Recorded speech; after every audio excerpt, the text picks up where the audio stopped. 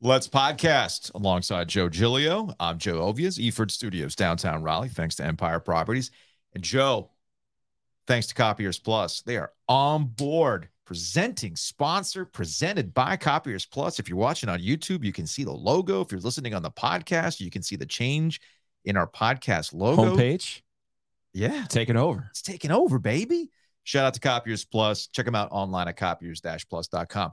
You know, before, I've had a Copiers Plus unit in my house for a while now, and I would use it occasionally, you know, like kid stuff for virtual school. Like Kelly will occasionally use it. I use it to scan a ton of stuff. Right.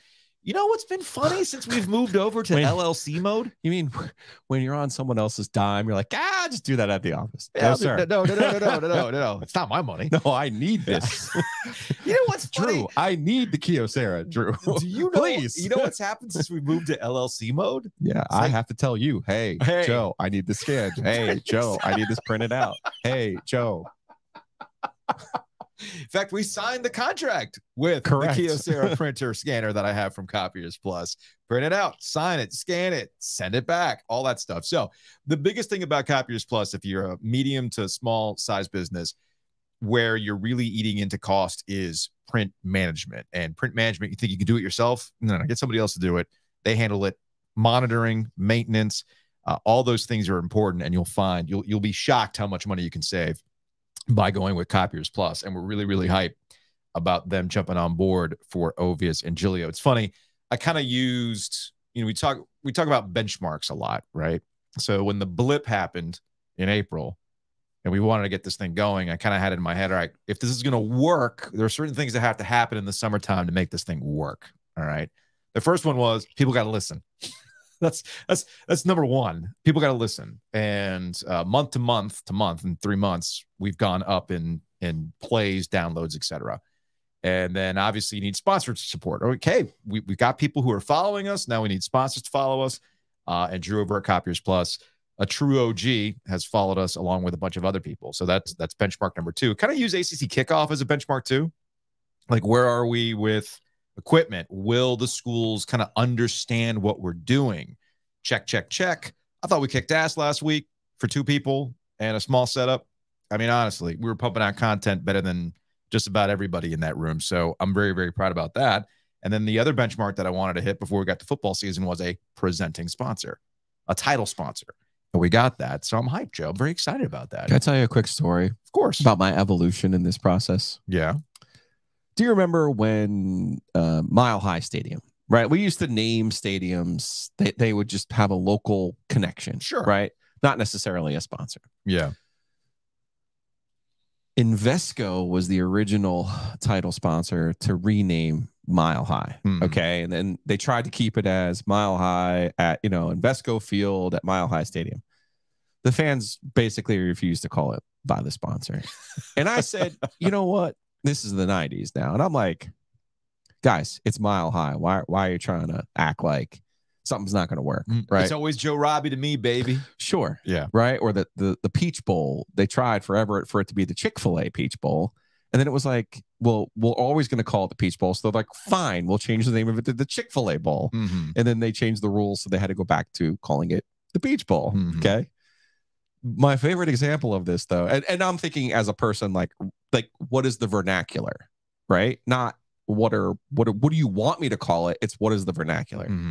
And I remember during one of the bowl years that Andrew Carter and I at the News and Observer were writing up about where Carolina was going and where State was going. There was a sneaker store that was very adamant that we call the name of the bowl game in Orlando by the name of the sneaker store. Okay. And finally, they sent both me and Andrew the same email. And finally, they said to Andrew, that sneaker apparel company is spending a lot of money for you to call them the sneaker apparel company bowl game in Orlando. And finally, Skinny had to just finally email the guy and say, yes, they're paying the bowl game. They're not paying me. They pay me. So to that here I am. We are no years longer later. It is not Mile High Stadium, sir. It is not that sneakers. It is not Chick-fil-A. This is the OG presented by Copiers Plus. And if you hear me say otherwise, you will smack me. So the vibes are good, and that's actually kind of the theme of today's episode. The vibe. It's a vibe check. Summer vibe check for a variety of things. We're on the cusp here. We got practice starting in a week. We just had our kickoff event, so we're on the cusp. Well, training camps are in full effect in the NFL, and there's drama elsewhere, which we'll get to. Let's use some air quotes. Oh, yeah, still use air quotes for AaronRodgers. Yeah, yeah. There's drama elsewhere. So whatever. Let's focus on the Panthers, and this is where I have to change my own mindset when it comes to the Carolina Panthers, because the Panthers have done an amazing, and we've brought this up before, and it bears repeating. The Panthers have done an amazing job of getting everybody to feel good about the team again. They hit a low point under Matt Rule, so they've spent a lot of time trying to get people back in the fold. Like, let's like embrace the team again. This is the team that you fell in love with. This is the team that you like. So let's bring, it's not lost on me that Steve Smith has had a much more of a presence these days.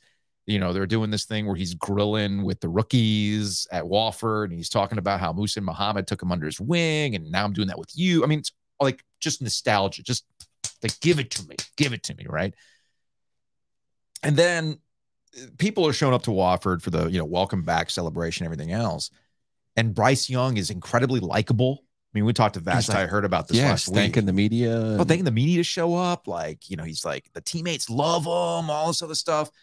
So when I was logged on to Twitter this weekend, your favorite time of the year has arrived, Joe. We are getting training camp play-by-play, baby. Let's go. Saw a giant player have an interception with one hand, and it was just like, cool.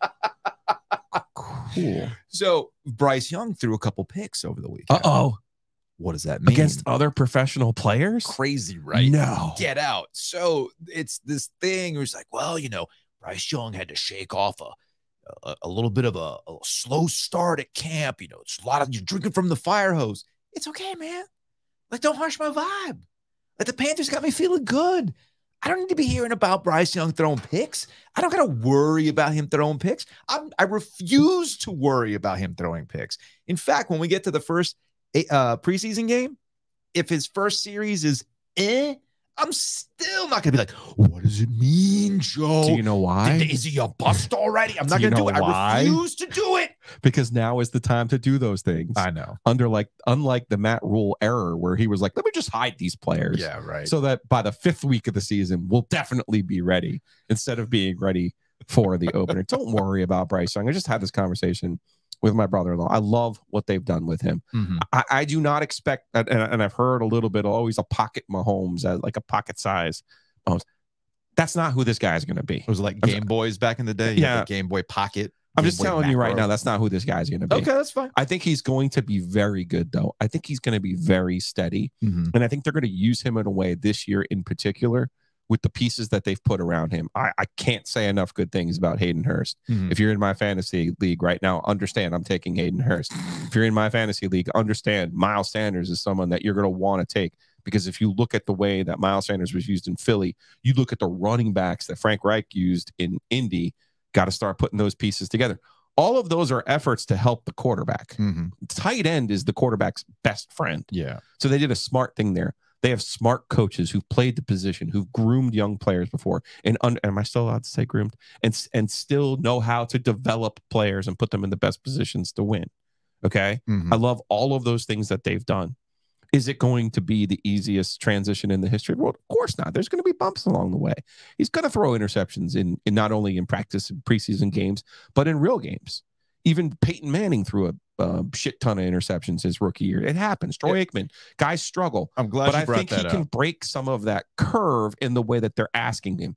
They're not asking, if this makes any sense, they're asking Bryce Young to be the face of the franchise. They're not asking him to be the savior of the franchise. They're not putting him out there like they did Cam Newton and saying, oh my God, you're this amazing physical freak. I need you to just go make plays any way that you possibly can to make us relevant and interesting. Mm-hmm. They're putting him into a very calculated position where they are now in a situation where they could make the playoffs this year. That's very rare in year. A lot of guys come in and call it year 0. Mm-hmm. No such thing as year 0 in the NFL, obviously, or a 7-year plan in the NFL, obviously. They're putting him in a position to be successful right now, but it's also going to be slightly conservative. Yeah, I'm in agreement with you on that, but I'll take it a step further. The Carolina Panthers have an opportunity to make the playoffs because the NFC South is a little bit of a mess right now. It is absolutely a function of their division and the conference. It's not because the Panthers are somehow a step ahead. It's because the conference is there for them to take. So if it's there for you to take like it was last year, well, I was going to say, which it was last year, and they almost did it, but things fell apart. It's whatever. Okay, it'd be great, but it's not the end of the world if they don't. It really is, what do they have in Bryce Young in year one? Is it something they can build around and then continue to build around it? Because again, the nature of NFL teams right now with rookie contracts is that if you feel like you've got this guy, and clearly they do because they moved up to get him, well, then you're going to do what you can to build around him. And this is more of a 3-year plan than it is, all right, you got to get right back now. It's development. And that's the one thing that I feel the Panthers have done so far without being on the ground, without being in the room. It's all based on vibes. It's all based on how the Panthers are presenting themselves. And it's also who they hired in Frank Reich and who they've got around Frank Reich on that coaching staff, that they're doing the steps necessary not to ruin the development of Bryce Young. That's the most important thing about this season more than anything else. Do not get in the way of his development. And so far, I'm pretty confident that they're doing it the right way. And I'm not really sweating any of the day-to-day details about, did he throw a pick today? I mean, honestly, the thing that actually made me feel alive this weekend was we had a fight. Oh, Travis Kelce? No, on the Panthers. I was going to say, as long as Bryce Young's not punching JC Horn, we're fine. He's not. We haven't seen Cam. Who did Cam Newton, the corner? Yeah, well, I can't remember who it was that he did. Josh Norman. Was it Norman? Thank you. It was Josh Norman. Thank you. For some reason, I couldn't remember that. Steve Smith punched a guy once. I mean, it is what it is. I mean, more than one. Yeah, probably a couple times. So we saw a scuffle during scrimmage over the weekend. It's like classic camp. Like, these guys are just sick and tired. I'm like, they literally just got there. How are they already sick and tired of it? They're ready to put pads on and start hitting. I'm getting all the cliches, man. I'm very, very excited about this. Football is almost here. Housekeeping. Couple housekeeping notes. We have OG Pizza Night coming up. Speaking of the Panthers. We do. Well, we probably can't advertise that part of it. Well, there will be football. And it will be Monday, the first day of the week. So there happens and it will be at night. So there happens to be a game on television that you can watch while we're all eating pizza. While we're consuming pizza, not only are we consuming pizza, the OG Media LLC will be purchasing your pizza for you. All right. So details on this. How are people going to? What are we doing here? We've got 24 spots. You want to workshop this right now? You want to spitball this right now? My guess is 24 spots, meaning that we have 12 listeners. Actually, we got 22 because Ken and Ashley have to be there. Okay. Yeah, I mean, so we got 22. 22 spots. So one spot is taken. So hypothetically speaking, keep it 24. Yes. Let's keep it 24 for now, even though we know that 2 of those spots are already taken. Shout out to Ken and Ashley. I'll bring Ken some of his own bourbon. So from his mixtape. What I would say is we qualify 12 listeners. Okay. And a +1, which gets you to 24. How do you want to qualify them? It's a great question. Do we want to keep harvesting emails? No. I want you to tweet at one of our sponsors. How about that? Okay. The first 12 people, first 11 who tweet at one of our sponsors in a positive way. Yeah. They'll be like, oh, this was like, no, we don't want that. We don't want Keep that. those positive vibes going. Yes, that's it. I like it. All right. We'll have to check the Twitters. Yeah. Obviously, you have to tag our sponsor and tag us. And make sure you use the hashtag OG Pizza Night. Yeah. All right. So that's what we got. And then we'll do it. We got it workshops? Yeah. All right. So that's what we'll do. So 11, the first 11, because you get a +1. Yeah. If you want to tag all the sponsors, do it. So tag all of our sponsors. Hashtag it OG Pizza Night, and then we will take from that pool. We'll have OG Pizza Week if somebody buys a house using Hometown Realty. Oh, yeah. Hell, drinks on me. Drinks on me if you buy a house, man. Jeez. I'll buy an Oakwood Pizza Box gift card for the next month. We've had a lot. I love our butcher's market people. I love all of our breeze through. You know, we're creating a problem for our guy Adam. I know with these tumblers. I know. We probably need to talk to him a little bit about that to make sure he's not getting mad at us. No, I texted Adam about that because we had one listener, Bud, who said, "Yeah, man, I went to the store and apparently they're sold out. They're like done with it." I'm like, "Oh wait, are we giving out bad information?" And Adam's like, "No, right on it. I'll make sure Bud gets one." Okay. So no, Adam's all in. So those are all good. Those, and honestly, you talked about some of our landmarks. That was something I never could have anticipated. The way that people have responded to our sponsors. in such a way that I'm just like sitting here like I couldn't have made this stuff up. It's great. You know what I mean? So that part's been awesome. So let's do that. We'll get 11 of those. Use that hashtag. Use that hashtag. Hey. Now, speaking of emails, mixtape is back next week. Okay. Right? Mixtape is back next week. My man Jeremy's ready. This is how it's going to work. We can get him out there. I want him to be contestant number 1 because he was one of our first OG mixtape. Can we get Jeremy in the studio? Yeah, he works downtown. All right, let's get Jeremy in the studio. He'll be contestant number 1. Make sure he comes up on Monday morning. Okay. Right? But this is how it's going to work. I believe I have 6 songs. 6 songs. Okay. Here's how you qualify. Email mixtape to the OG goes digital at gmail.com. Again, subject line mixtape, the OG goes digital at gmail.com. We have 6 songs. The theme is summer. I have some recognizable voices. Yes. Reading the lyrics of these songs. So if you're going to win these tumblers, you want to show the tumblers for the people? I was going to say, we probably need to workshop this too, because you know how I love to give away a tumbler. Yeah. But we legitimately only have 4 to give away. We only have 4? 1 is for Adam, sir. Oh, yeah. One of the OGs is for Adam. Okay, so we have 4. Fine. We can't get, did I? You might have used yours. No, I didn't. I put it back down. We had more before that. You took one. I have one. Yes. Yeah, you took one. Regardless, all I know is I have 6 songs. Okay. Right? But I'm saying, like, what do you? Because this isn't naming 5 songs in 30 seconds. No, this is. What do you think? How do you want to designate a winner for this? You got to name the song because I don't think it's going to be easy. No, they're getting the whole lyric. It's a verse. Okay. Because it's going to be more difficult than just naming a song. Yeah. Because you got to know lyrics. Right. If you don't know lyrics. But I'm saying, is there going to be a timer or no? No, no timer. You get to hear the first. Because again, the way I worked it out. Okay. Is that I got these very recognizable voices. Are we going to pass? We have a pass? No pass. You get 1 shot. I like pass. No pass. Come back with a clock. You get a shot. You get 1 shot. Family Feud style. No, you get 1 shot. You hear the whole entire verse. Okay. You either know it or you don't. And if you could name all 6, you're saying we could have a 1-hour podcast? No. 1 contestant names 1 song. Yeah. That's it. That's it. Oh, so we are giving these 4 away pretty quickly. I don't know. People might not know lyrics. So here's how it's if you don't put a clock on it. Well, when it's over, they have to give me the name of the song. Okay. That's all I'm saying. So 1 song. Trust me, this is going to be a lot harder than you think. When we hopefully see Roy Williams on Wednesday, I really want him to read 2 Trailer Park Girls Go Around the Outside. I doubt he's going to do that. So again, the theme of the mixtape is summer. You will get the first verse. You have to name the song. All right. If you name the song, you'll get the tumbler. And the other requirement is you're going to have to pop on StreamYard. Yeah, this is not a call in. This is you got to pop on StreamYard. We will arrange beforehand, and you will either be like Jeremy, who works downtown. Mm-hmm. You can come see us, or you have to be on StreamYard. You got to be on StreamYard. That's how this works. Yes. This is no like, oh. Are you going to scroll the lyrics too? No, it's all audio. Okay. It's all audio. Okay. You're not going to see the lyrics. You're just going to hear them. And then that might be hard. That might be hard. That's why I'm saying maybe reading them, you could process it. It's not going to be easy, man. It's not going to be easy. Speaking of new sponsors, State Farm on board. Matt Davis. Shout out to Matt Davis at State Farm. I've been a long-time State Farm insurance customer.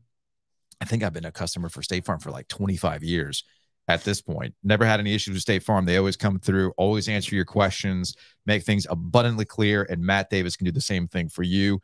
You can call him at 919-779-8277. You can find him on social media as well. I think I have this right. Obviously, auto, home, life, business, which we will be participating in. Yeah. I've been talked into. you, the conservative one, reminding me that such things exist for our LLC. And pet insurance. Look, man, Matt's got it all. Not only that, not only insurance, but financial services. Google Matt Davis and State Farm. 919-779-8277. Full disclosure here, Matt's one of my friends, and Matt has been really helpful in getting financial advice and also business advice, how to start this small business and how to really run our show here. So I think he can help you too. Also, welcome to Homefield Apparel. Oh, man. I'm very excited about Homefield coming on. Now, here's the thing about Homefield. Matt's going to have to put a governor on me for Homefield. So the app. Well, I pulled up the my favorite shirt, which should arrive here soon. Actually, it should arrive today. It's "Don't tweet at Croots." Okay, don't tweet at Croots. Simple as that. Just don't do it. And you can buy that shirt at Home Field. Home Field's got a lot of great stuff.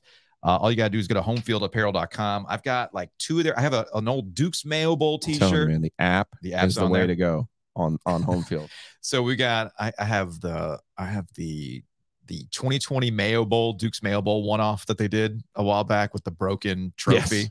I have the Howling Cow shirt, which I absolutely love. It's one of my most comfortable shirts that I've got. And their crew neck sweaters are off the charts comfy. Did I say that right? No. Damn it. This is pretty simple. Okay. We didn't. I love it when people are like, "Man, this pizza really is the best." Yeah, we didn't lie to you. Like, "Oh man, that steak and cheese sandwich." Yeah, no, guys, seriously, we're not here. Yes, they're paying us, but no, we're not lying to you. They have the best hoodie anywhere. All right, anywhere. Now you throw in the different schools, the different old school logos that they have. The ECU one, I got James.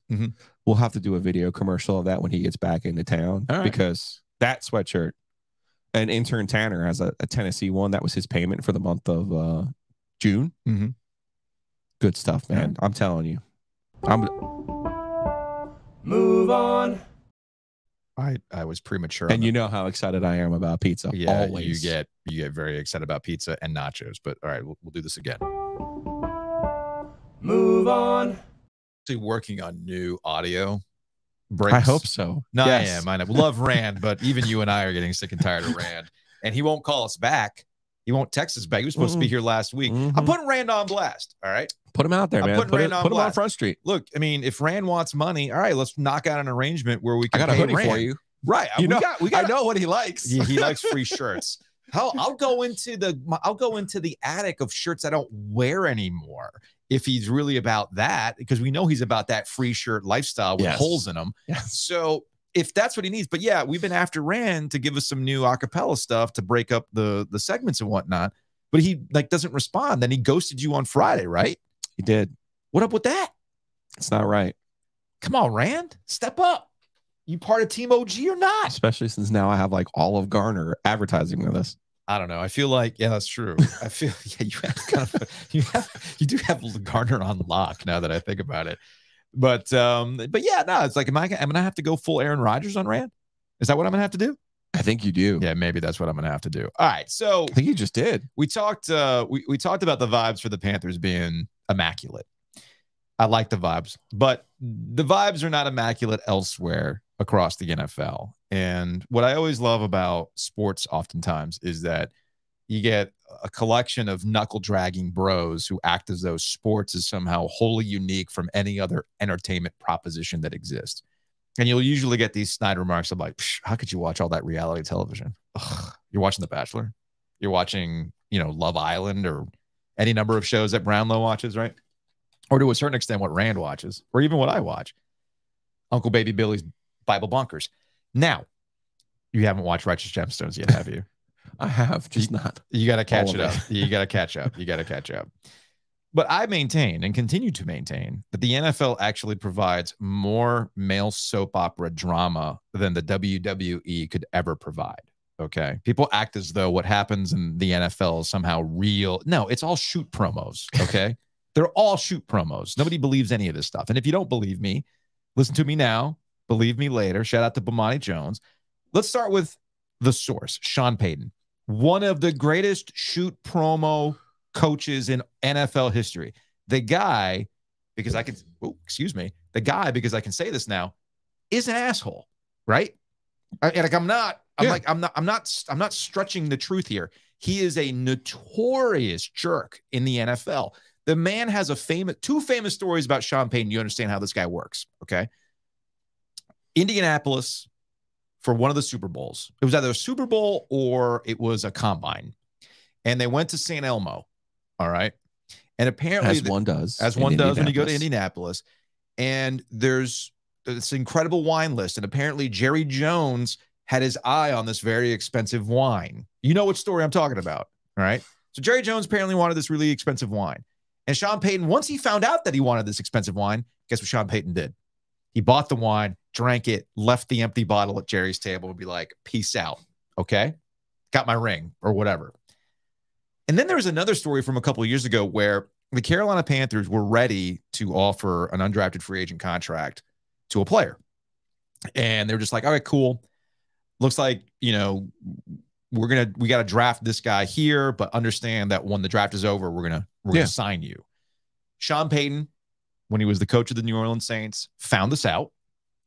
And because he's super petty and he's a jerk, he decided to waste his last draft pick on this guy just because the Panthers wanted him. Just because. I think they cut him eventually, but that's Sean Payton. Yeah. All right. So fast forward to this past week where he's doing an interview with Jarrett Bell of USA Today. And he's talking about what happened with the Denver Broncos last year and the changes that have to be made this year. I don't think it's a stretch to say that Nathaniel Hackett did a poor job with the Denver Broncos. I mean, the man lasted a year or less than. Not even. I mean, that's saying something, by the way, that a white coach in the NFL did not last not even the full year. That's saying something, man. You better be Bobby Petrino. Well, he just left. Right. That's what I'm saying. Like that dude just you got to be left. Problematic to not make it the full year. So here's the quote that I highlighted in this Jarrett Bell. That was a message that they can only beat the shit out of you so much, but everybody's got a little stink on their hands. It's not just Russell, because Russell Wilson was bad last year.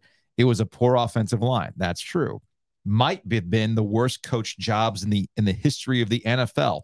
That's how bad it was. End quote. That got people riled up because he's just saying the quiet part out loud about Nathaniel Hackett. He also, as I'm scrolling up, had something to say about the Jets as well. And let's see if I can go and find it as I scroll up in this. Yeah, I think the entire premise here was like, hey, how do you make this thing work? Mm-hmm. And it basically, is Russell Wilson broken or can you fix him? Yes. And his whole thing was, no, that wasn't just on Russell. Like he could have said it that way, but he obviously chose a different way to go about defending his new quarterback and trying to pump up his new quarterback, which I totally get. So he talked about it. Russell Wilson produced an unmitigated disaster underscored by the NFL's worst offense. This is from Sean Payton. It doesn't happen often where an NFL team or organization gets embarrassed, and that happened here. Part of it was their own fault relative to spending so much time trying to win the offseason, the PR, the pomp, the circumstance. Broncos Nation, let's ride. Marching people around and all this stuff. We're not doing any of that. The Jets did that. Ding, ding, ding, ding. Here we go. The Jets did that last year. You watch Hard Knocks, all of it. I can see it coming. Remember when former Washington owner Dan Snyder put that dream team together?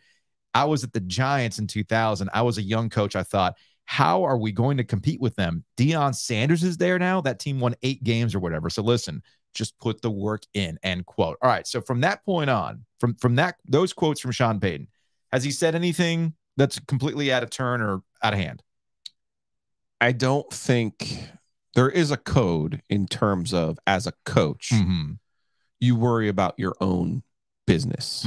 Okay. You worry about your team. I do think there was a way for him to talk about Russell Wilson's struggles last year and put a more generic, hey, or even just a gloss of, hey, last year was over. We're moving on. This is what we're going to do to help him. We're moving on. Yeah, I'm convinced this is what, under my system, he's going to flourish. I don't think he was used. You could even say, I don't even think he's used properly. That's fine. To say it was one of the worst coached teams. But it was.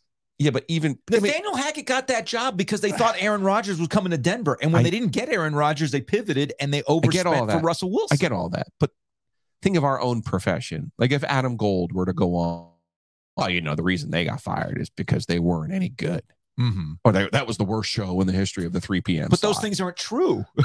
But there's an etiquette there. When you're in the game for 20 years, the way that Sean Payton has been, the way that Hackett and his dad has been. So there's a little bit of respect there. To your point. That there's an etiquette that people who of that ilk would do that.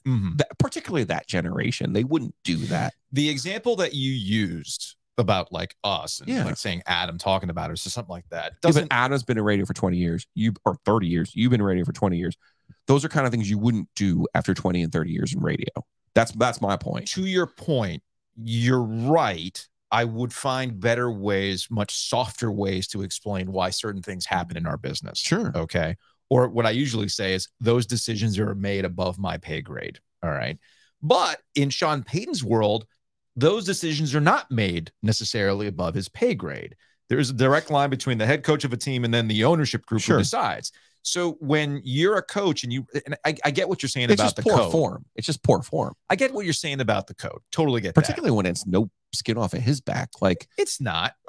It's not. I think it's about the dad being in the business too. Like let's put the Panthers into this perspective. It's really easy for Frank Reich to look at the previous regime with the Carolina Panthers. He said one thing about them. He hasn't, because he's basically, or if he did, it was, hey, they did the best they could, drafting the players that they could. He's moving forward.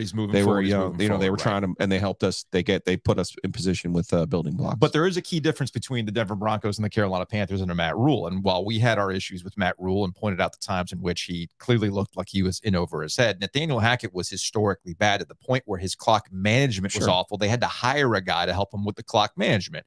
Yeah, so I'm not saying what he's saying isn't saying is accurate. What I'm saying is it's just poor form. All right. That's all. There's ways to do it.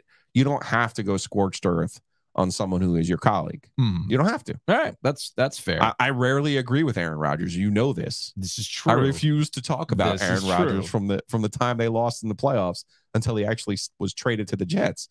But now that he's there, like, yes, when I saw this thing come through, and I'm gonna tell you this because I know you're down on the Jets this year. I think he's going to kick all kinds of ass this year. So we'll see. But you know why? But do you know why you're confused about this? And I'm not like trying to be pedantic. Do you know who actually is the best quarterback in the history of the regular season? AaronRodgers. And I'm not saying he's going to win the Super Bowl with the Jets. Please understand the two different things I'm saying. Oh, he's absolutely off the charts in the regular season. I think he's going to just light shit on fire in the regular season. And then once we get to the postseason, and then he becomes Aaron Rodgers again.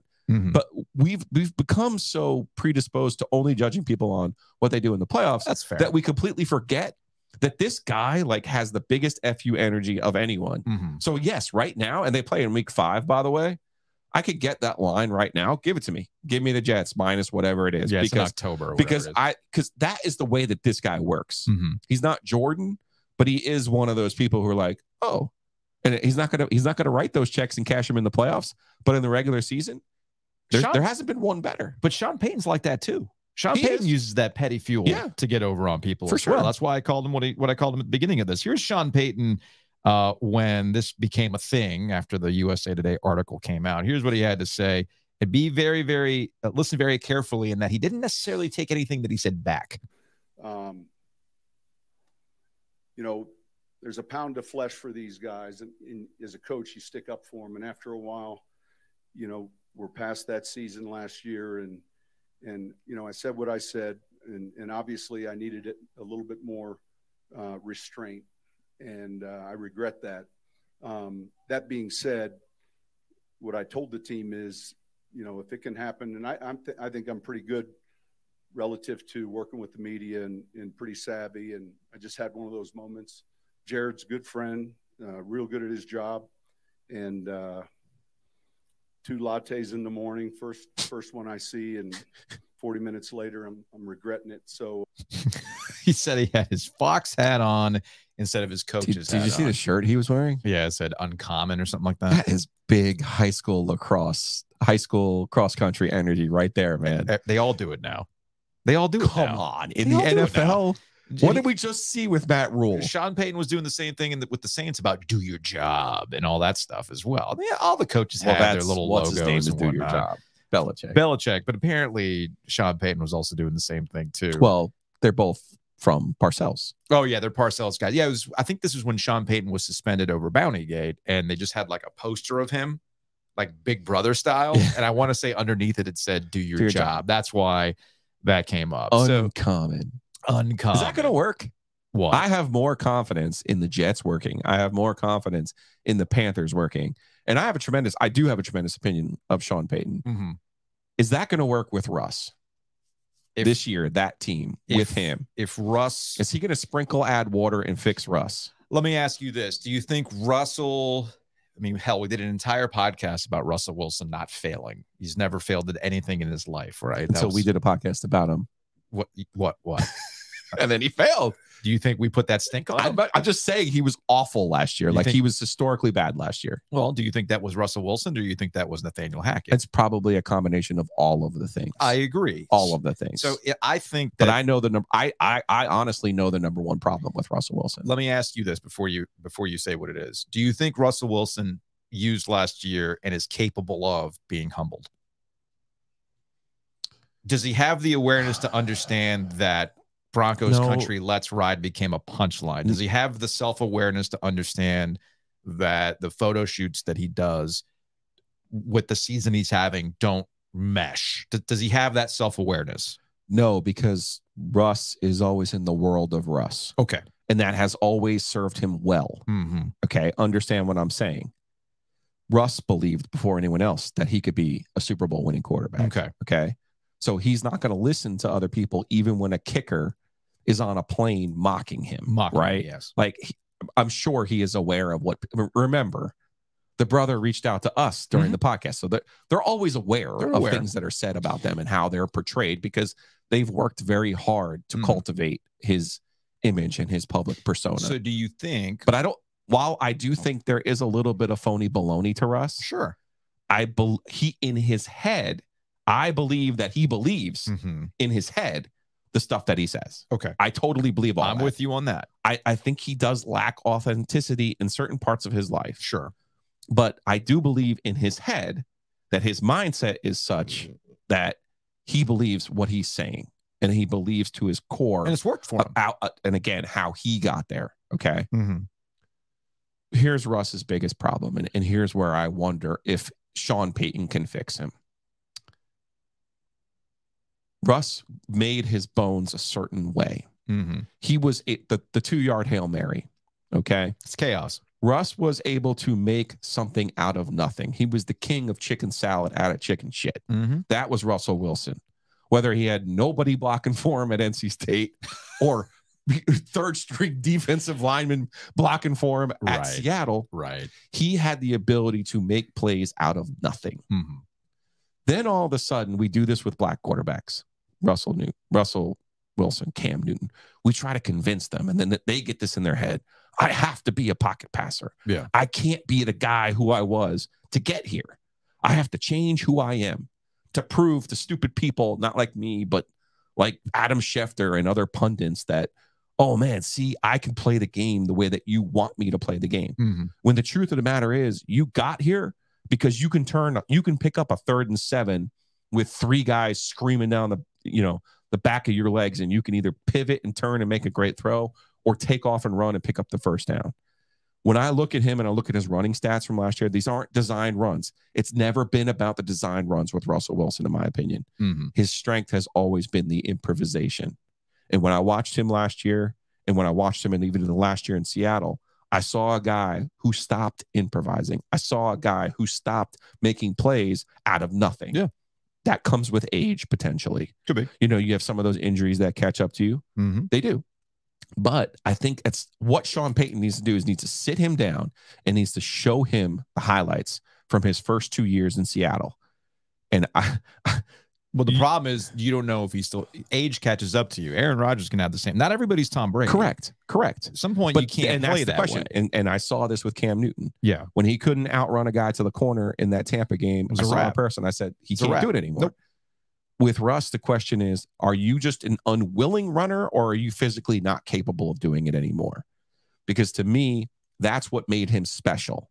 Yes, he's a fine passer. Yes, I believe he's on track to be in the Hall of Fame. Absolutely. The truth of the matter is, though, he was never going to have the career that AaronRodgers is having. He was never going to have the career that Tom Brady was having in terms of longevity because of the way that he played the position. And if I'm Sean Payton, I'm showing him highlights and I'm saying, here's a 3rd down play. Here's not a designed run, but these are the kind of things I need you to get back to doing, because this is what makes you great.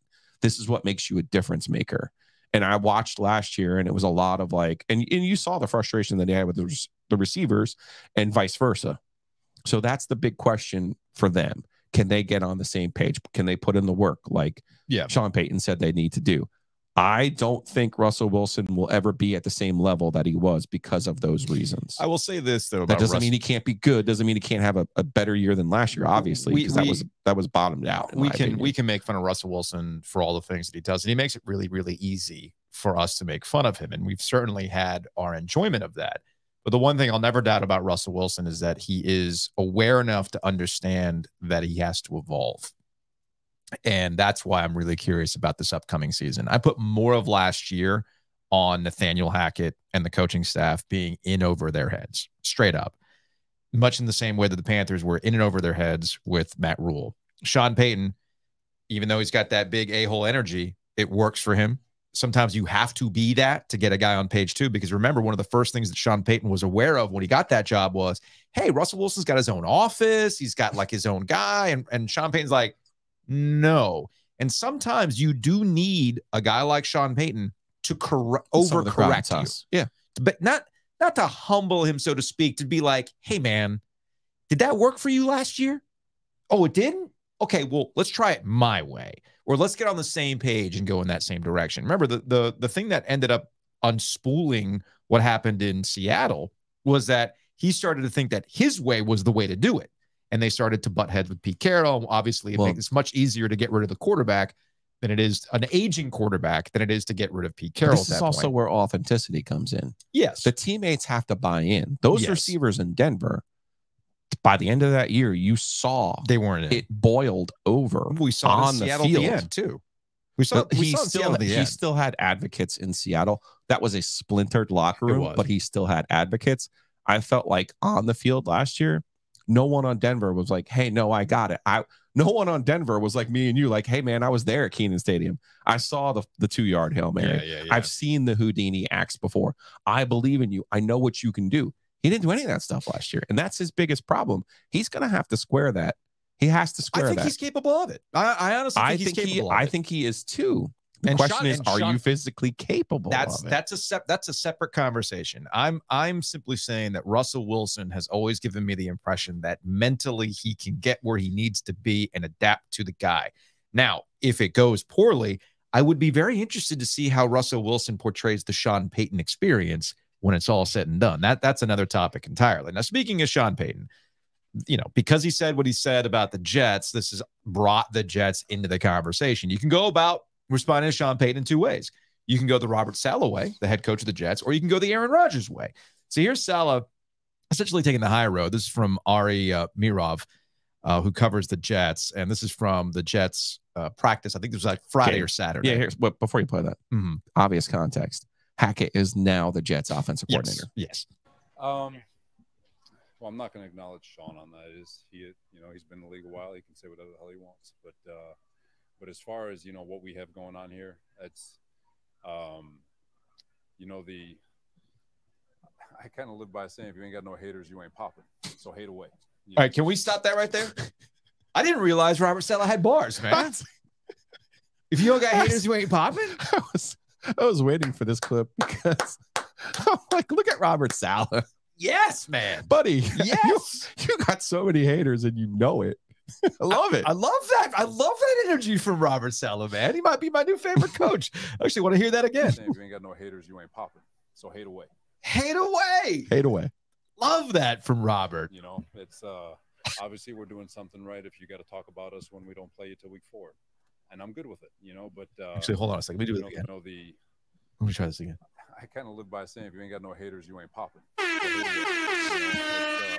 I just made it better. I was gonna say you need to clip the hate away, put it on board.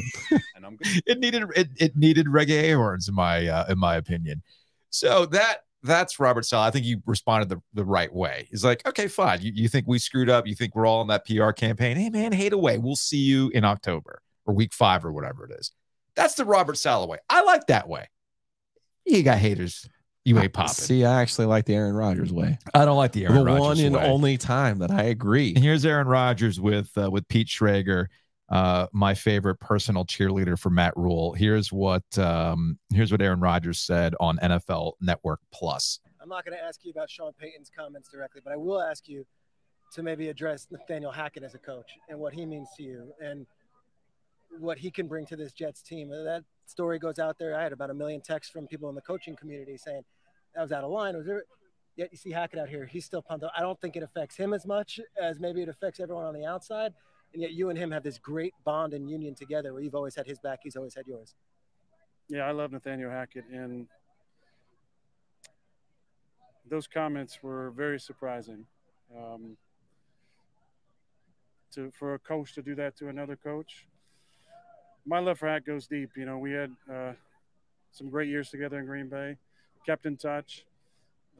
Love him and his family. He's an incredible family man, incredible dad. And on the field, what does that have to do with it? You know, he's arguably my favorite coach I've ever had in the NFL. I'm going to pause it right there. He's arguably my most favorite coach I've ever had in the NFL. Really? So when the Broncos hired him to be the head coach and you were essentially in control of what you wanted to do, why are you hating on a guy right now? Why did you say having a heartfelt moment and defending his friend? Because it's all crap. No, it's not. It's all crap. AaronRodgers, you want to talk about an authenticity problem. You know who's actually less authentic than Russell Wilson? This guy. That's right. They're like communism and it's Spider-Man pointing it's Nazism, like coming all the way around here. They're Spider-Man pointing me. AaronRodgers is less authentic. Listen, Russell Wilson. I have more problems with AaronRodgers than just about anybody. Well, he and his weekly Pat McAfee nonsense, but this is completely. I love all of He this. continues. His approach to it, how he makes it fun, how he cares about the guys, just how he goes about his business with respect, with leadership, with honesty, with integrity. And it made me feel bad that someone who's accomplished a lot in the league is that insecure that they have to take another man down to set themselves up for some sort of easy fall if it doesn't go well for that team this year. Thought it was way out of line and inappropriate, and I think he needs to keep my coach's names out of his mouth. Beef. Keep my coaches. What is he? Will Smith at this point? Come on now. What is this crap? Well, I guess AaronRodgers. Understands when small and petty because he's small and petty.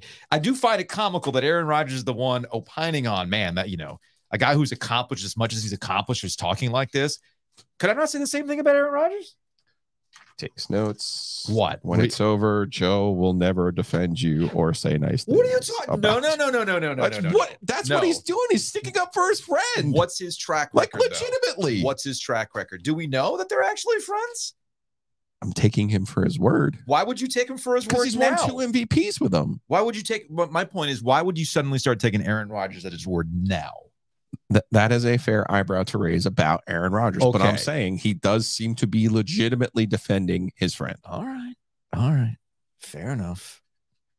Who has been slandered? I defend you. I know you do. I defend you, just not publicly. Well, that's show bit. The point is, behind the scenes, I have to defend you a lot. I know. I'm just saying. I understand this. Next topic, please.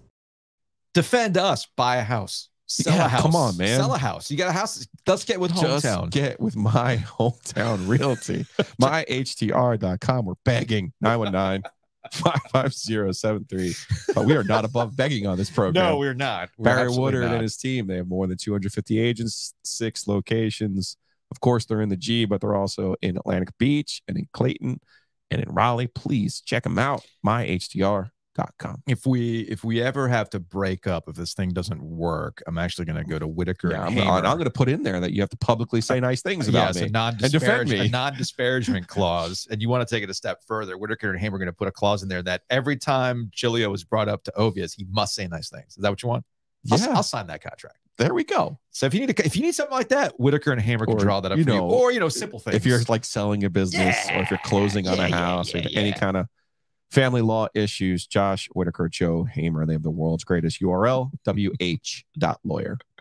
So I almost feel like I want to drop bars and just go on the reggae air horn nonstop. So the worst thing that could have happened to the podcast is that I was reminded that the Roadcaster has a built-in reggae air horn. So how many slots do we have for sound? As many as we want. You just got to tell me what you want to put on there. So if we need, my juices flow all the time, I'll put it on there, man. Wolfpack ain't for soft people. I'll put that thing on there. Absolutely. Yeah, we can definitely do that.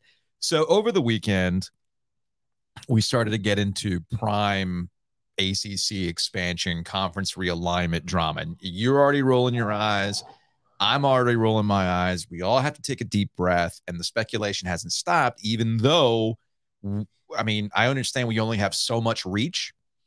I feel like the biggest issue right now related to the ACC goes back to something that David Hale told us from ESPN while we were at ACC Kickoff.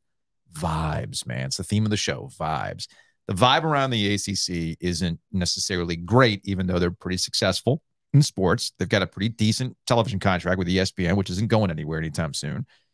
But the problem with the ACC has versus, say, the Big 12, which has won the offseason by adding Colorado, which I don't really quite know what the value is in Colorado other than Deion Sanders at this point, but that's another conversation I'm sure altogether. He'll be there for the next 5 years. Oh, of course, of course. Deion's totally in it for the long haul in Colorado.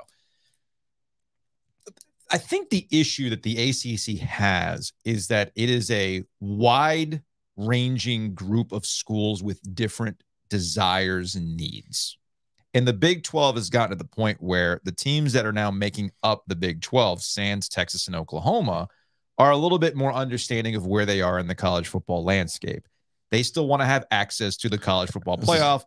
There's value in knowing your place in this world. Hey, man, how do you think I got as far as I've gotten in my career, man? I know what my role is, okay? So the Big 12 understands its role at this point in time. Now, some of that is through things that were outside of their control, but I give the Big 12 credit with Brett Yomark, their new conference commissioner, for understanding let's outlast the Pac-12. They could have given us the kill shot. They didn't. So now let's be the survivors. And every move they've made has essentially done that. And adding Colorado helps them. And they knocked out a television deal with ESPN and Fox, which we'll get to in a second.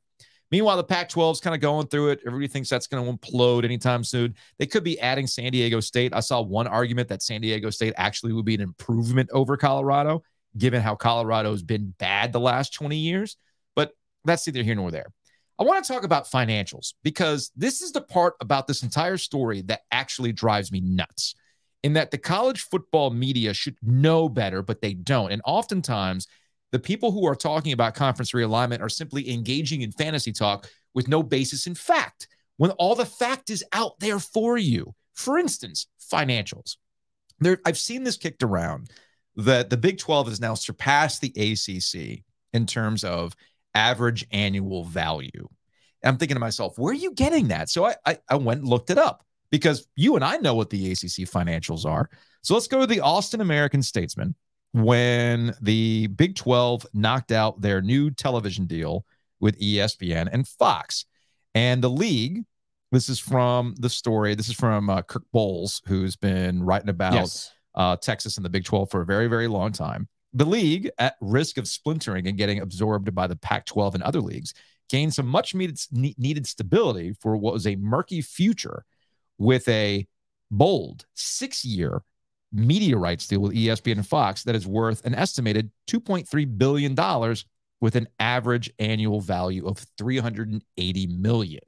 So essentially, they could be getting around 30 some odd million, like 35 or whatever million a year per school. Okay. I'm like, okay. Last time I checked, I thought the ACC was doing a little bit better than that.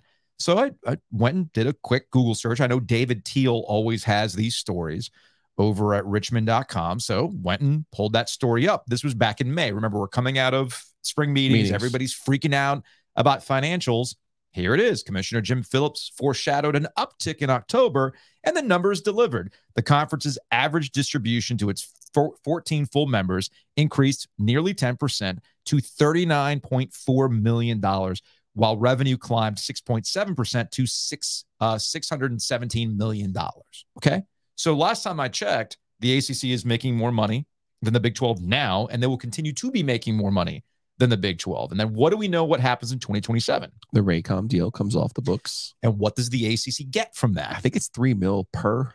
They're to get, and that's a conservative. That's a conservative original estimate. Aha! That's the other thing too. There's a carryover effect from the Swafford years in the ACC to the Jim Phillips years. The ACC loves to sandbag, man. Yeah, they do. They love to sandbag. They're like, oh, we're it's better to be conservative. Yeah. And then they always over deliver when they give you the financials.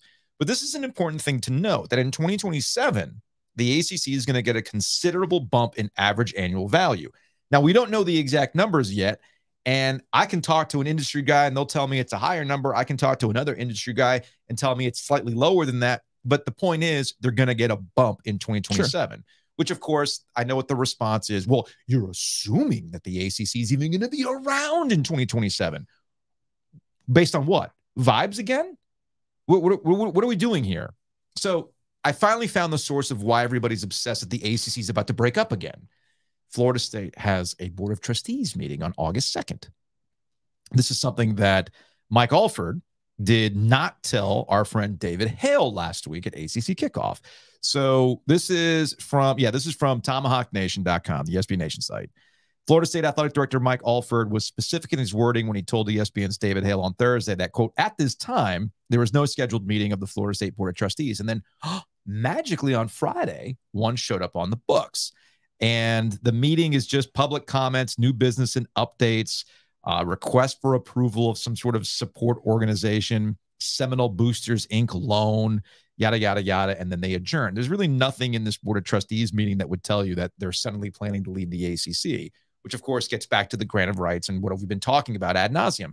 It's not that simple. Like, do we just have to play the Bubba Cunningham clip on a loop for – it's only a minute long. Do we just have to play it on a loop? You should.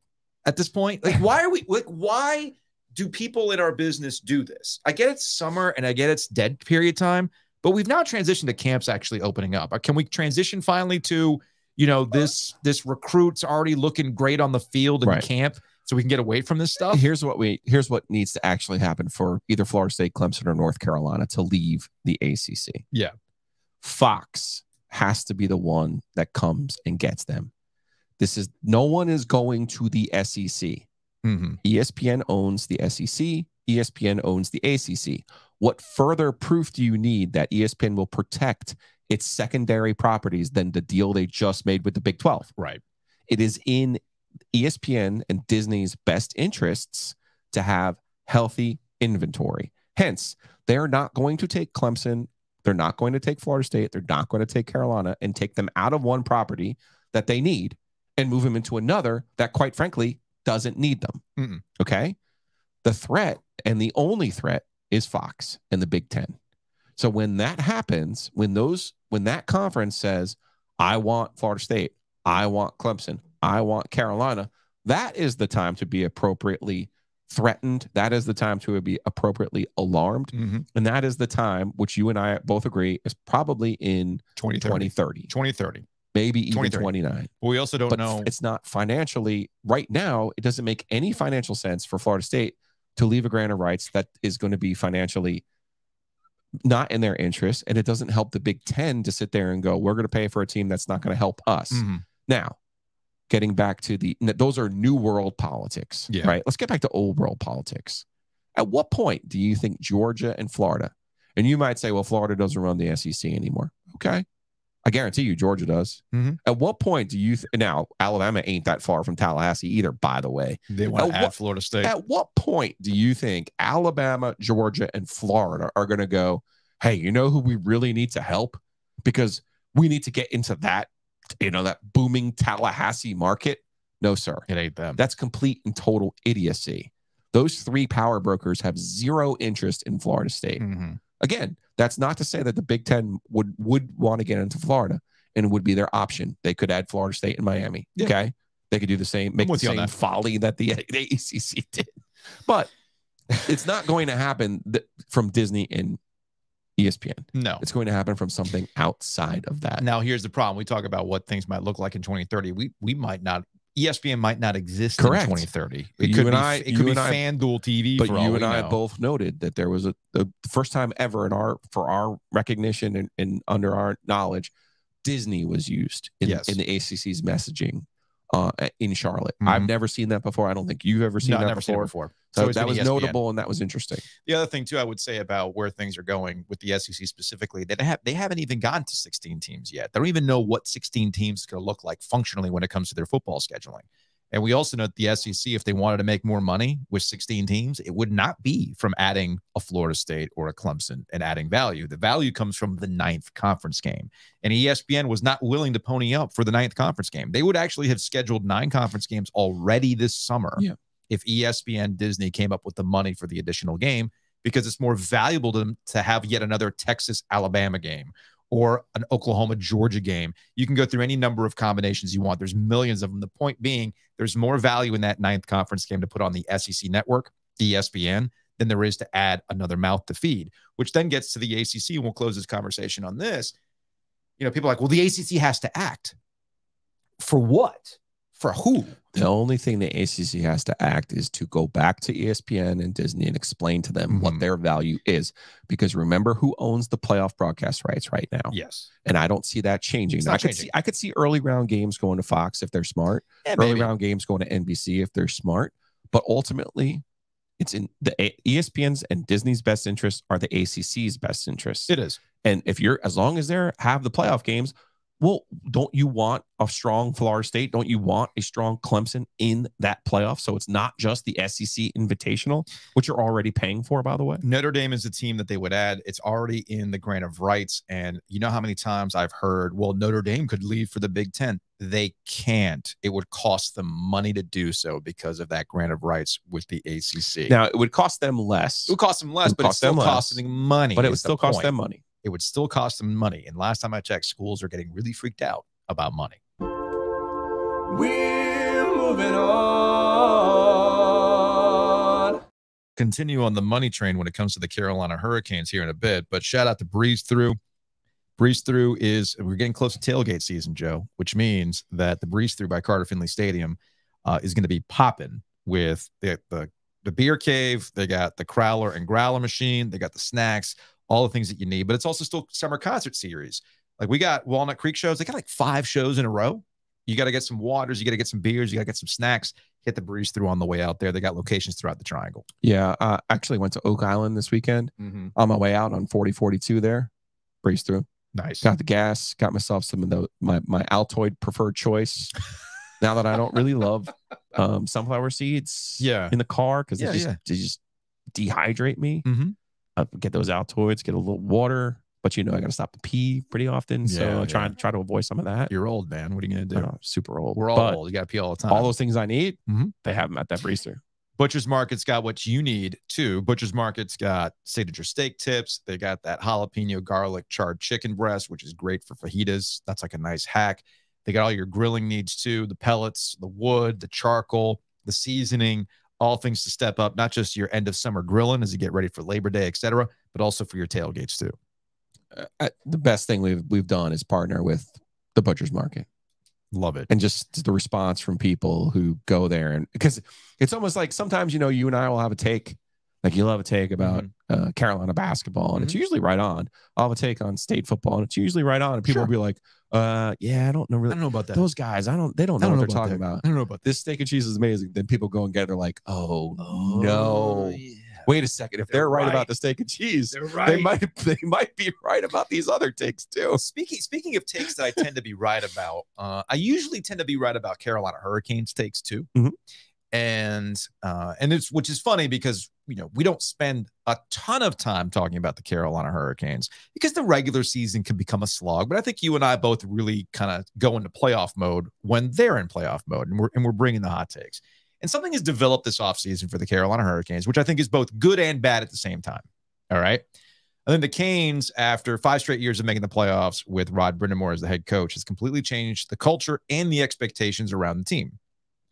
With that comes off seasons where it's a little more heightened. Okay. So while we are at ACC kickoff, the Carolina Hurricanes finally signed Sebastian Aho to an 8-year deal. So Fishy ain't going anywhere anytime soon. I think we all can understand he's going to be the next captain. And we also understand that while Sebastian Aho is not somebody that necessarily gets nationwide recognition, we know he's one of the best players in the NHL in terms of what he can create, what he does all over the ice. All right. So awesome.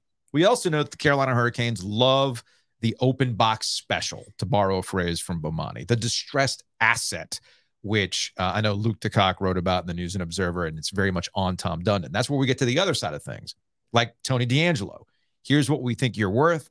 The other teams can't make it work for you, but we're going to make it work for you, and we're going to look like geniuses. They did it once already with Tony D'Angelo in the Dougie Hamilton departure when he got $9 million from the Devils.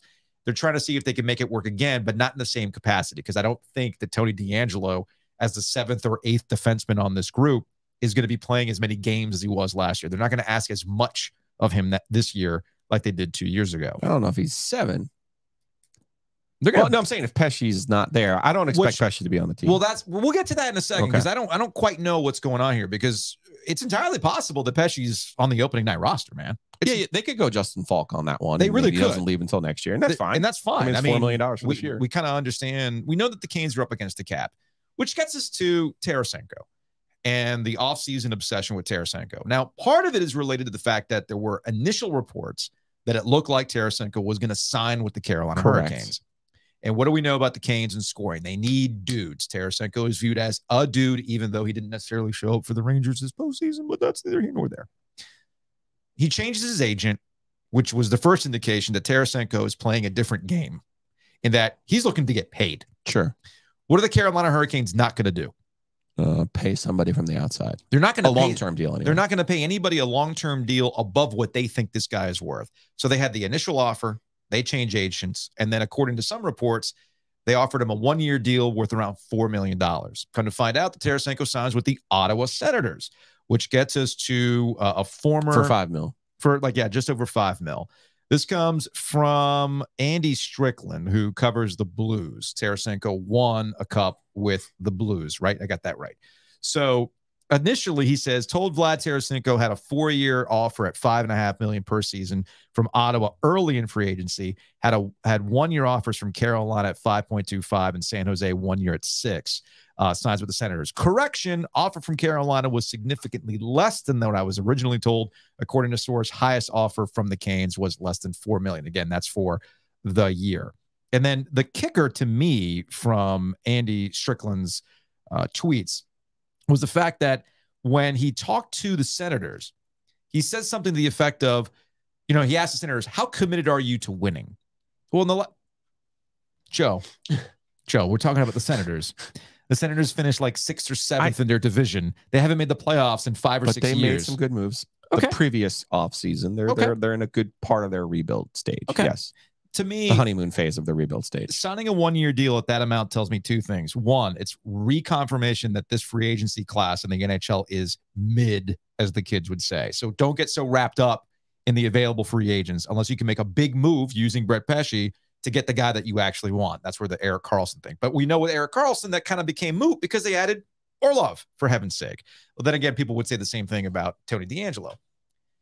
Here is my scorching take on the Carolina Hurricanes offseason. What has Rod Brind'Amour told us time and time again about contracts and guys who want to play on the team? Yeah, he didn't cough and say, you don't need a redder. But he says people leave, they sign for more money elsewhere, and then they'll call basically, or he'll see them during the season and be like, man, I wish I was still there, even though it was less money. So it's okay if Tarasenko wanted to take the money. That's where he is in his career. He's got his cup. Yeah, this is a weird one. He's coming off of an 8-year deal where he was making 7.5 annually. So he's 31. You would think that, but we also know that the cap is going to go up because of the television deal with the NHL, and that's why this free agency class year in the cap. Stagnant year. Yeah. So Tarasenko is probably coming at this from, let me not do anything long term, so I can then get the contract I'm really looking for down the line. I'm not saying this is a knock. I'm simply saying that's where he is in his career. Yeah. That's what he wants. If that's what he wants, I don't want that on the team. I don't want that on the Carolina Hurricanes. I want guys who understand what it's about. What Rod Brind'Amour exactly said. You could take more money, but it's not this room. Tarasenko decided to take money. Good for him, man. I hope he's enjoying some Nobody begrudges him. Nobody's going to begrudge him. Nor all right? should they. Not a single soul is going to begrudge him. But this is where I turn my eye to Carolina Hurricanes fans. What are you more interested in at this point? Are you more interested in winning off seasons? Are you more interested in like, oh, we got to get this guy. He's the guy. Well, is he? Because everybody was obsessed with Tarasenko in this past season at the trade deadline. Again, all these guys that the Carolina Hurricanes were supposedly tied to at the trade deadline. And while you and I both raised an eyebrow when Tom Dundon told us, well, we don't want to mortgage the future to get a rental or whatever it is. Look, what did all those guys do in the postseason that everybody was obsessed with? Not much. I mean, Tarasenko did have 3 goals in 7 games with the Rangers in the postseason. Where were the Rangers? Did they go as far as the Hurricanes? They did not. Okay. Tarasenko, full transparency here, was the player I thought that the Rangers got for the best deal. Fair. Right? We talked about Timo Meyer, and I mean, the Devils, all they had to give up for him, and Horvat with the Islanders and all that they had to give up. And yeah, I'm not trading Seth Jarvis for a month of those guys or whatever. No. But Tarasenko was somebody who I thought for a draft pick could have helped the Canes. I understood their interest in him this year. Do I now look at this and go, why wouldn't they go up a little bit more? The Canes number is the Canes number. Canes number is Canes number, man. They have a value for you. They are consistent. So that's what they do. Let's see if everybody's healthy. That's all I'm asking. That would be nice. That would be nice. Get a real look at this thing with a full squad. That would be nice. What's up next? What's up next? Shout out to the Mosquito Authority and Pest Authority for sponsoring OVIES and Giglio. It is the grossest time of the year. Mosquito Authority actually came out to my place this past week, added some more mosquito treatment. It's keeping things at bay. I can grill, not like just be swarmed. It's awesome. And Pest Authority can take care of the things that are trying to get in your house now that it's super, super hot. I know it's kind of cooling off this week, but roaches are trying to get in. Ants are trying to get in. You don't want that. They're in overtime. Also, my guy's now in the termite business, so check them out because everybody has a termite deal. Can't own a home without a termite deal, so give them a call. Mosquito Authority, Pest Authority. Yeah, you have to have an inspection every year. Yeah, you do. It's a thing. You also can't win a cup without a hoe. And also, I didn't even get the number. Yeah, give out the number. Hold on. Give out the number. Come on now. Well, bugsbite.com for sure. Making me work too hard here. Oh, come on now. So yeah, go check them out. Bugsbite.com, Mosquito Authority and Pest Authority, doing a great job. Also, Oak City Sports Card. I think Oak City Sports Card won ACC kickoff, Joe. They did, and I texted them as such because I was like, listen. Oh wait, first of all, hold on. Mosquito Authority, Pest Authority, 855-777-7694. There we go. Oak City Sports Cards. Texted Katie, texted Wes. Listen, showed them the setup. Even showed them the Jeff Halfley video. I was like, you guys were the stars of the ACC kickoff. Even if you didn't know it, it was great. You were. I can't tell you how many people were like, where did you get those things? If you think there's something hard to find, Weston can get it. Oak City Sports Cards are downtown in Raleigh off of Glenwood Avenue. Go check out their space. It's unbelievable. Or check them out online at oakcitycards.com. All right, let's answer some Hey Joe questions. Oakwood Pizza Box sponsors Hey Joe. You can check them out online at oakwoodpizzabox.com. We'll have more details on Wednesday through Sunday. But we're going to be open up on a Monday. We are getting a special dispensation to have OG Pizza Night. Yes, there will be football. Can't say what league or what teams, but there will be football. There will be a television. It is a Monday night. September 18th. All right, from the Goomy. Hey, Joe, does Sam Hartman's lack of success in Carter Finley mean the Pack have a chance in their home opener? I looked this up. The last time Wake won at Carter Finley Stadium was in 2018 with Jamie Newman as quarterback. Newman. No. Listen, State's got a chance to win the game. Of course they do. But Notre Dame's real strength against other ACC teams and even Clemson last year, you'll recall, up front, they're built better up front on both sides of the ball. Forever they had a great offensive line, but since in the last few years, they've really beefed up their defensive front. That's how they've controlled ACC teams. They play a style. Yeah, we saw it with North Carolina. Yeah, they play a style as well that you don't really see in the ACC anymore either. Yeah. So one thing I'm just fascinated by is I thought Sam Hartman struggled last year when you got him out of the mesh. In plays that weren't on schedule, that weren't on the mesh. I thought he struggled, and that's one of the reasons State won the game that they did last year in Carter Finley Stadium against Wake Forest. I'm going to be interested to see a whole offseason and what he looks like. I think his skill set is tremendous, but I'm interested to see how this works at Notre Dame. All right, next up from Craig, heading to Disney soon. Besides Galaxy's Edge, what are some of your favorite things or places to eat? Joe, please, because you're the Disney guy. Whew. Because I know you're big on the Disney planning. Yeah, turkey legs. Churros. Something. So I will say this about Disney. It might not be a hidden gem anymore because of social media influencers who want to highlight all these things. If you're going to the Magic Kingdom and you need a good dinner, that's not the overpriced Cinderella's Castle meal, you go to Skipper Canteens over at Adventureland. It's a really great meal, Joe. Hey, speaking of tax write-offs, Could we do, like, remember in the 80s and the 90s, sitcoms that would have their summer vacation and the whole family goes down to Disney? And then it really became a thing. Episode. Yeah, the vacation episode. Like when, especially when Disney bought ABC, so all their sitcoms would have. I'm hearing the Full House theme in my head right now. Right. Actually. And you'll remember when Disney bought ESPN, they would do ESPN The Weekend at the Wide World of Sports. They would do Sports Center and stuff like that from Disney World. They even had, it wasn't an ESPN, it was an ESPN Club. It wasn't an ESPN Zone. It was an ESPN Club, which no longer exists, unfortunately. So I'm thinking, Joe, can we get a Disney trip tax write-off? What do you think? You feeling me on this? When you approve the OG Mobile, we take the OG Mobile down too. I will approve. I like it. Let's take the OG Mobile down to Disney. Let's do this. Maybe we can get as far as south of the border and do a show from there. Little 4th of July episode from Richard. Hey, Joe, this is all fantastic news about the podcast, but the real question is, when will Truth Bombs make their debut? I think I retired from Truth Bombs. Yeah. You have to work up a proper lather. I do. I also don't think that this room and the acoustics could handle it. I mean, poor Leanne would not know. Oh, geez. Leanne would just be like, is everything okay? The cops might show up. The cops might show up. It's entirely possible with all the yelling that's going on. It is funny how there are certain things that I haven't done in a really long time that still stick with people in the past. Truth Bombs is certainly one of them. You're good. What's that? Just hit the button. You're good. Just do that now? Yeah. I actually have to add a Truth Bomb sounder. Yes. There's another thing we can add to the sounder. All right. Next up on Hey Joe, this is from Mark. Which NFL training camp storyline do you find the most intriguing and why? I think we just kind of hit on it. AaronRodgers and the Jets and how things are going to play out. I disagree with you. We can explore this a little bit later on in the week. I don't think Aaron Rodgers is going to survive in New York, man. He's too much head on a swivel. He's going to go on the McAfee show to complain about something. The New York back pages are going to pick up on that. And then that's just going to start the endless cycle. He's going to say something that's going to get him into a world of controversy and be the distraction that everybody talks about. All right. Next up to Isaac. What's the dumbest ACC realignment rumor you can think we can get traction on? Tulane and UConn? Yeah, but let's bring the green wave. Let's bring the green wave to the ACC. Wave. Trips to New Orleans? Let's go. Let's just start, just throw it out there. Just throw it out there.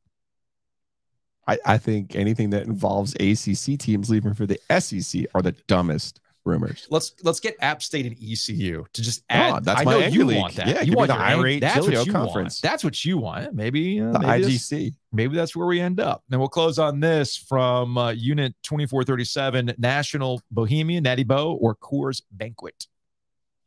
I've never had a National Bohemian. You never had a Natty Bo, dude? Mm-mm.